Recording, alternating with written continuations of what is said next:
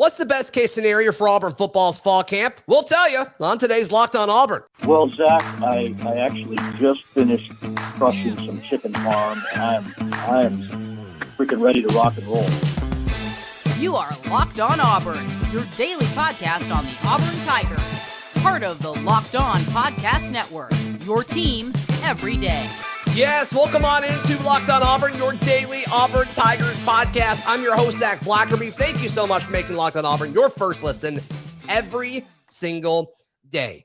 Happy War Rapport Wednesday to all of you who celebrate. Mike G of the War Rapport joining us as he does every single Wednesday. And Mike G, we got the email from the Auburn SIDs about media availability throughout fall camp. We'll actually get to see some folks on Friday. They're giving us 20 minutes out there with them. I cannot wait. It'll feel real when that happens. But leading up to fall camp, there's a million different storylines. We've touched on them a ton over the last few weeks. But one angle we have not hit on, the best case scenario and the worst case scenario for each position group as far as how fall camp could progress for them. We'll start with quarterbacks. I think, Mike G, the best case scenario for the Auburn quarterback room and for the Auburn team is for whoever's named starter to be named starter as early as possible. Give all those first team reps to one guy, let him gel with this new receiving core that is emerging. I think there's a ton of upside when you approach it that way. Yeah, I agree. I think best case scenario is somebody takes the job early in camp. As little drama as possible, and then start game planning for week one. So, yep. I'm not sure that a quarterback battle deep into fall camp benefits the team at all. So, best case, yes, somebody stands out early, and they commit to that, and then maybe your biggest decision is deciding who the backup is. But yes. Agreed. And I think worst case is if they take a long time and it's back and forth between Calzada and Finley and Raul throw Robbie Ashford in there as well. That's the worst case because I think that means no one is reaching out and grabbing it, right? Yeah, I mean, the sunshine pumpy version of that is that they all look great and you just can't decide, right? You can say that in the spring, Mike G. You cannot say it in the fall. Right. So I don't think the decision should be that hard, but you're right. That is the worst case is, to me, I agree that, there's still a serious battle going on by mid-second week in fall camp, and you haven't decided on anybody because that means that nobody has stood out, and our prospects at quarterback may not be as hopeful as we thought. Right. So I think that answers that. Let's move to the position that will be receiving the handoffs. Running back. Obviously, Bigsby, Jarquez Hunter. I think the storyline is after those two guys, both best case and worst case. I think it starts and ends with Damari Alston. Either Damari Alston performs and proves to the coaching staff, hey, I can be that third running back and potentially third down back, even though I think that's going to go to Jarquez Hunter, but the third running back in the rotation or not. Look, I like Sean Jackson. Super pumped that he is on scholarship, but you want the upside of Damari Alston on the field. If he is going to be the guy that we think he can be, he needs to find a way to get on the field. And I think that happens in the next 2 weeks in fall camp. Yeah, I disagree. I think best case scenario is we don't need him this year at all. Ooh. We don't need Damari Alston this year at all. This staff is giving me old school Tuberville vibes when good players would come in and redshirt, and they would save the year of on-year eligibility and give those guys a chance to catch up to the speed of the game at the college level. I think Damari Alston is supremely talented. You and I both know that one of the biggest reasons freshman running backs don't start is pass protection. Sure. You can't put them on the field and them not know their assignment in pass protection and get your quarterback killed. I think that you have two guys who, are veterans at that position. Damari Alston taking any kind of significant role, to me, may signal that somebody got injured. I hope Tank stays healthy. I hope Jarquez stays healthy. Both those guys had kind of off-season things, man. So I think best case scenario, Damari it comes in with the next wave of Auburn Tigers, the Holdens, the Jay Fairs, those kids. Okay. I think that's an interesting take. So, but what does that look like in fall camp to you? It's just he's the third guy or the fourth guy, whether it's him or Sean Jackson or maybe it's Jordan Ingram, whoever it is. You think they just kind of do what they need to do, but all the hype and all the reports are about Tank and Jarquez? Is that kind of what you think fall camp will look like? The best case scenario? Is that what you're saying? Yeah, I think that it looks like it normally looks for a guy who got promise, but there's not a plan for him to see the field this year. And I think that means that, he gets some snaps, not a significant amount, but, just a few, just to see, just in case anybody gets injured during fall camp as well, too. That's something that we have to keep an eye on to make sure everybody makes it through fall camp healthy. I don't know. I don't think that we're going to hear a lot from Damari Alston in this fall camp, Zach. I think it's going to be pretty quiet on that front, though. I like him. I like his upside, but I who's think third in touches among running backs this year? Who's what? Who's third in touches among running backs this year? Yep. I'm counting receptions and handoffs. I'm leaning Sean Jackson. Okay. I'm leaning Sean Jackson, but that's only under the assumption that Tank and Jarquez stay healthy the entire season. If one of those guys gets hurt, I could see Damari jumping in and somehow grabbing a more significant role. I got you. Any chances Jordan Ingram in your mind? Nope. Maybe, but not really. Yeah, I mean, he's kind of outside out of mind for me. So, like, I don't see it. I don't see it with Jordan Ingram. Got it. Let's move to tight end next. I think the best thing that we could hear with tight end is you hear guys outside of John Samuel Shanker stepping up. And I think worst case is you just hear about John Samuel Shanker. Yeah, agreed there as well, too. This is widely believed to be one of the most talented tight end rooms in the SEC coming into this year. John Samuel Shanker himself told us that we should watch out for Tyler Fromm. You've got him in there. You got Frazier in there. Us, at Media Days, he told us Brandon Frazier is the guy that nobody's talking about. Yeah, I mean, that's a confident room. That's a really confident room.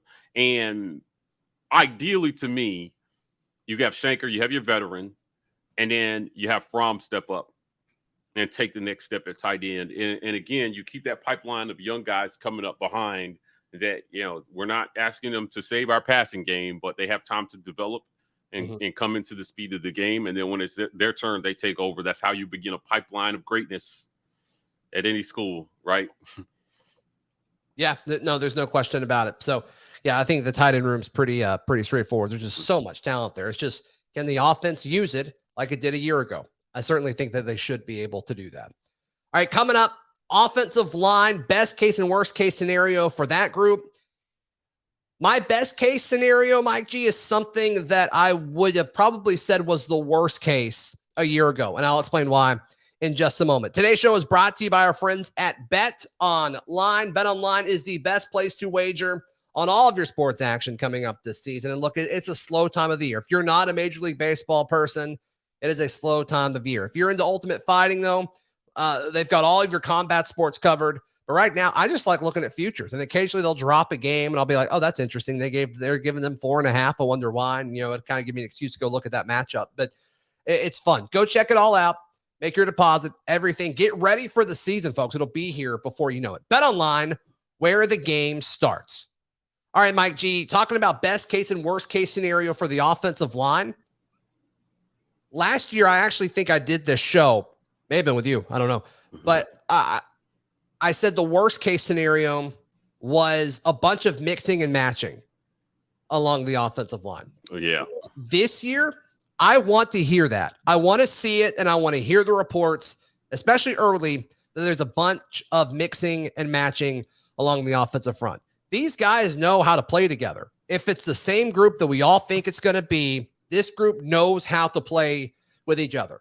Brahms next to Council and Keandre Jones and Zaire. And then, the right tackle spot, if it's Troxel, it is what it is. But I want to see as many different options as possible because I just think, I think there's a lot of injury concerns along the offensive front. So you need depth, you need versatility. And also, maybe they find something, Mike G, because I think if they roll out a similar offensive line to what they did a year ago, it was fine. It was fine. But if this team believes they can go out and go 9-3 or 10-2, they've got to do something different than they did up front a year ago. I have mixed feelings about that best case. Sure. Because mixing and matching does mean injury, right? I think the best case scenario is reports out of fall camp is that Nick Brahms is a monster and a man who refuses to be denied. We need that guy to step up. I think Auburn's offensive line will go as he goes.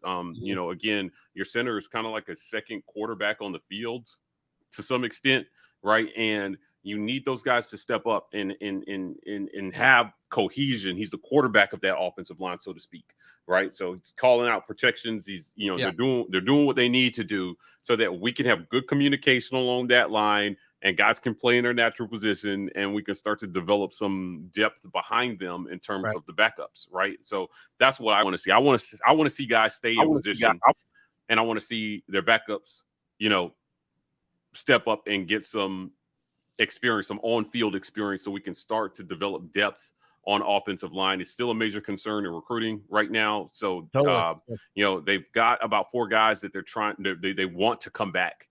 And, you know, they're going to have to combine, the new recruits with some portal guys to try to get some version of this. But best case scenario, everybody stays where the hell they're at and they play well. Yeah, I just think they need to try to find a spark, especially the tackles. It sounds like they found their left tackle with Zaire, but the right tackle spot, I just try as much as you possibly can. And if it's Troxel, it's Troxel.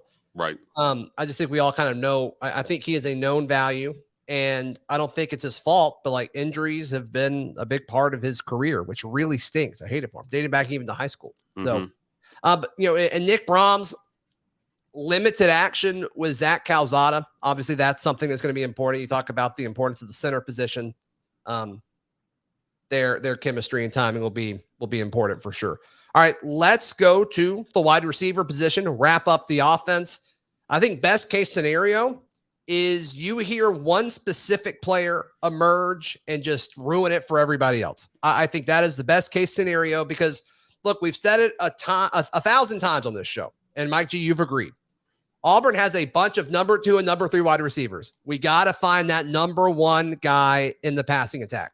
I think it's Koy Moore. I think you're high on Koy Moore as well. Koy Moore for everybody. Best case scenario for the Auburn wide receiver room is everything is about Koy Moore. That's it. That's okay. it. All right. I feel that.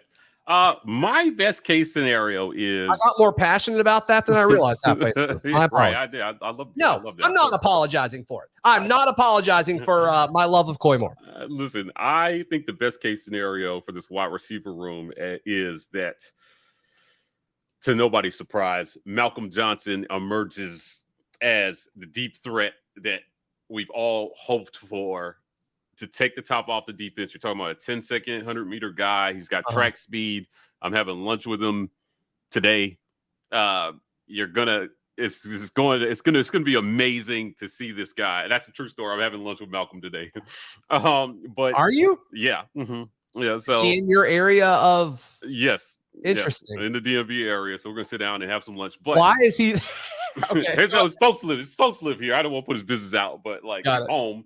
And I scheduled some time to sit down with them and tell him were you like, I love you. I'm taking him to the finest TGI Fridays in Alexandria. And get those potato skins. We're going to talk about it. But I think that having a deep threat emerge will, you know, somebody who Zach Calzada can throw the ball up to and just go get it, right? A guy you can't out throw. If you know, put some air under it, let Malcolm go get it. We saw a glimpse of that early last season, but we just never got the chance to see him do that consistently.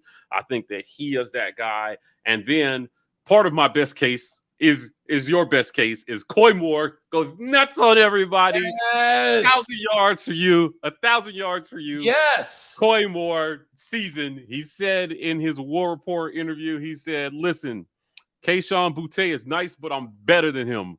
Woo! For sure.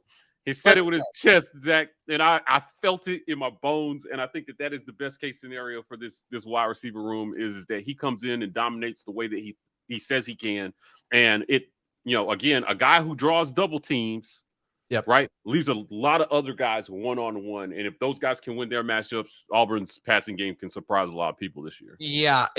I'm not sold right now that there's a guy on this team that you consistently double team yet. Koy Moore can do it. He's got to prove it. Malcolm Johnson Jr. can do it. He's got to prove it. Yep. Javaris Johnson could do it. He's got to prove it. So there's talent. There's so much ability on this team.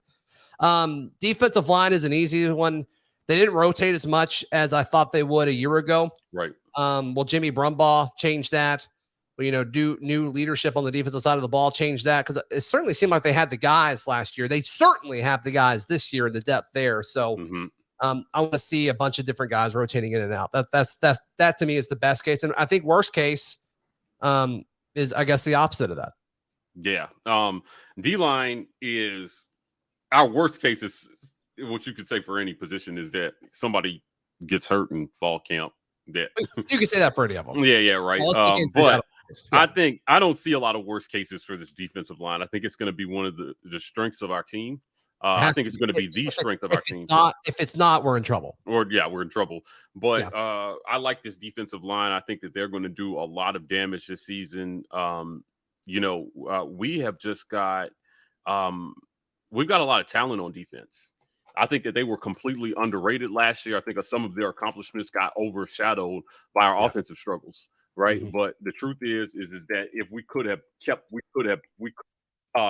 we could have played keep away just a little bit more, they might have looked a lot better than they did. They show glimpses of greatness last year, and you've got Eku and Derick and and all these guys that just have a chance to be like high impact guys. Quietly, Mba is still in there. We're hearing crazy things from him out of fall camp and things that he's doing physically. I think they're going to rotate a lot of guys this year. It's kind of been a staple of the Auburn defense, and they, stop the run, stop guys from getting to the second level in the run game. The D-line, man, has a chance to dominate. And without, in the absence of Roger McCreary, getting pressure on the quarterback to ease some pressure on your defensive backs, I think will be super important. Yeah, and linebackers too, for sure. I've got a take, and I wanted to do a full show on this, or at least a couple segments, but I was going to do it yesterday, and Charlie 5 shot it down. So I'm not going to do a segment out of it, but I'm going to bring it up to you. Everybody's talking about how Derick Hall and Eku Leota are the tandem to watch. Okay. I don't think that's correct. Okay. I don't think they're the duo to watch. I love Eku Leota. Absolute unit. The duo to watch on the defensive line is Derick Hall and Colby Wooden. And it's always been that way, and nothing has changed. Other players around them have gotten better. But this defensive line is about Derick Hall and Colby Wooden. Could I have done a show on that? I think I could have. I really think I could have done a show on that. Yeah. Listen, that's not a take I can disagree with. Thank you. That's not a take I can disagree with. Although I am expecting big things from Eku this year. And other guys can step up because other dudes are getting the focus. Correct. That was going to be one of my branches. Yeah. That I was going to discuss. Well, I mean, I'm just glad you really not good enough for a segment. So, I'm just glad you left Derick Hall in there. Now, you and I both stood next to Derick Hall at media days. These guys got on some. Man, listen, that Pittman off-season strength and conditioning program. I'm not big, but I'm 6'2", 230, and I felt small next to him. I felt tiny next to this guy. And he actually called me an ant. Yeah, did he really? Okay, I was going, wow, how did that go? I was like, Derick, you're with me next. He's like, okay, you ant. Just sit down, you piss ant. Right? So I think that these guys have a chance to dominate. I like Derick Hall. I mean, he looked us in the eye at media days and said, I'm going to set the single season record for sacks at Auburn this year. And the belief these guys have in themselves, it's really hard to bet against them. I think he's got the physical gifts. And there's enough on tape to suggest that he's capable of that. So let's see what he can do. I like this unit a lot. Another segment I was working on is and I probably shouldn't have used all these, but that's fine. Another segment I'm working on is a hot take that Derick Hall will have more sacks this season than Will Anderson. Ooh. Now, okay, so this I'm not saying he's better, and I'm not saying he will impact the game more. I'm just saying sacks. Somebody asked me if there was a chance that Derick Hall could get drafted ahead of Will Anderson. No, not a chance. Right. And I told him, I said, barring injury, no way. Barring injury, it'd be really tough because a lot of those draft, I don't know, your draft position sometimes follows team success. And, I don't even think it's that. I think it's a traits thing. I mean, Will Anderson's a better football player. Yeah, he's better in space. He can do more. I'm not saying just a pure pass rusher. Right now he is. But by the time it's time for the draft, let's see what Derick Hall can do. I like Derick. I think he has a chance to improve his stock a whole lot this year. We'll see. Like I said, Will Anderson has a lot of good football players playing around him, and it accentuates his talents a little bit more because he gets to play free. Everybody knows their assignment, right? Auburn, I think, I'm interested to see how Pittman is going to run this thing this year, man. And if he can get Derick in the right positions, I don't know about getting drafted before Will Anderson, but I could see him making a jump up into he's got first round ability. Derick Hall has first round ability. Whether he gets taken in the first round or not, will largely depend on the results of the season, but he definitely has first round ability. Yeah, he's been mocked like mid-teens to early 20s kind of thing is what I'm seeing. So, for sure. For sure. Mike G, our guest on this War Rapport Wednesday. Coming up, we move to linebackers, and I'm probably too high on this one kid, and Mike G will tell me that in just a moment right here on Locked On Auburn. Want to encourage you folks to sign up for the Locked On Auburn Discord. It is free. All you need to do is click the episode description down below, whether you're watching on YouTube or listening on your favorite podcast app. Mike G, before you tell me I'm wrong about the linebackers, how can people check out everything you got going on? Go over to the War Rapport. Hit subscribe before we release our Koy Moore interview. If you are not excited about Auburn football, you will be after you watch this interview. That's all I'm going to say. War Rapport, YouTube, Koy Moore next Thursday. Our patrons already have this interview, but man, I was ready to run through a wall after talking to him. I think you will be too. Don't miss this one. Yeah, be sure to check it out. Just search the War Rapport on YouTube and subscribe. All right. We all love Owen, right? Okay. I think best case is you find a way to put Eugene Asante on the field. I think there was a reason they went out to get him. Obviously, depth was a big part of it. It's a huge part of it. But I think there's a solid chance that he beats out Cam Riley and Wesley Steiner. He's my guy. He is my guy on defense where I'm like, I think this guy is going to prove people wrong. This is one of the reasons why I think this defense projects a lot better than people may think at this point. Okay. I agree with you. Eugene Asante gets on the field is a best case scenario for this linebacker core. I think that, for a guy that you went out and get, for him to come in and prove that he deserves snaps from game one is a good thing. I think it's a good thing for this team. I think that the other guys are a little bit more developmental, and it's okay to give them time to develop and let a guy like this come in if he is game one ready by the start of, game prep week. Now, I think some of the concern, though, and I agree, some of the guys I think are more developmental, but like Wesley Steiner, it's like, if he's not going to play this year, when's he going to play? Right. I think that's a big question.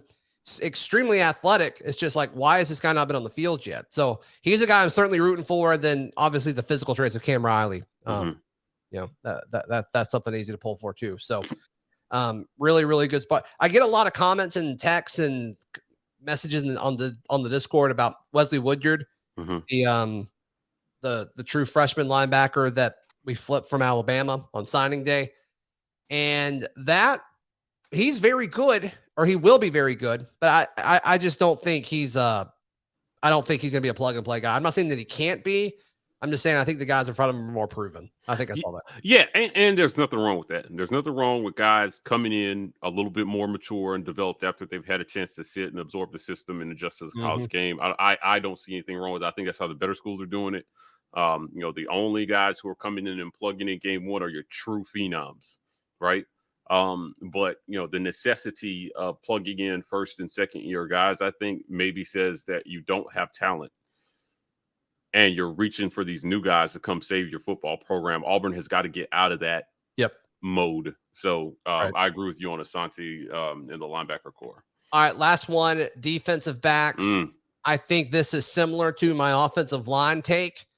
I want to see as many of them with the starting defense as possible because they are all going to play this season. Get them as many reps as possible.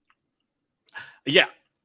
Also, Jalen Simpson is about to just own everyone. That's about to happen too. Yeah. Except for Koy Moore. He's such an underrated tackler, but according to sources, Nehemiah Pritchett is the fastest guy on the team. That's valuable. That's good. Right. And it's you need a guy who can close. If you have a guy who can close distance between him and a wide receiver, I mean, we've got speed in that defensive backfield. You've got short tacklers. I think that Roger McCreary has huge shoes to fill, but the guys seem to think that they, as a unit, they have the guys to do it. Now, you also have Marquise Gilbert coming in. We'll see what he can do. Right. Number one JUCO safety or corner. You've got Keontae Scott. I'm not sure he's on campus yet, but he should be coming. And you've got kids there who, I like our defensive backfield prospects. Like them a lot. Yep. Between Simpson and Pritchett and some of the other guys that are back there, I really like that defensive backfield. I think they could do some damage. Yep. Of course, DJ James is back there as well. DJ and James. We all know Mike G, the DJ's got us falling in love again. You know what I'm saying? Yes. One more time, how can people find you, hear you, love you, all those things? Head on over to YouTube. We got some great things going on. We're a month out from the season, so we're getting into our preparation for our fall content schedule. You don't want to miss it. We're going to have lots of great stuff, lots of great guests, lots of analysis over at the War Rapport. Search, hit subscribe. Absolutely. Hey, and hit subscribe here. Would really, really appreciate all of that. Tomorrow is a Cruton Thursday with Sports Illustrated's John Garcia Jr. What is the national perspective on Big Cat? What does he think about some of the potential flips coming up? Can't wait to get his thoughts on every single bit of it. That'll be tomorrow. All of our written works at auburndaily.com. And we'll see you tomorrow right here on Locked On Auburn.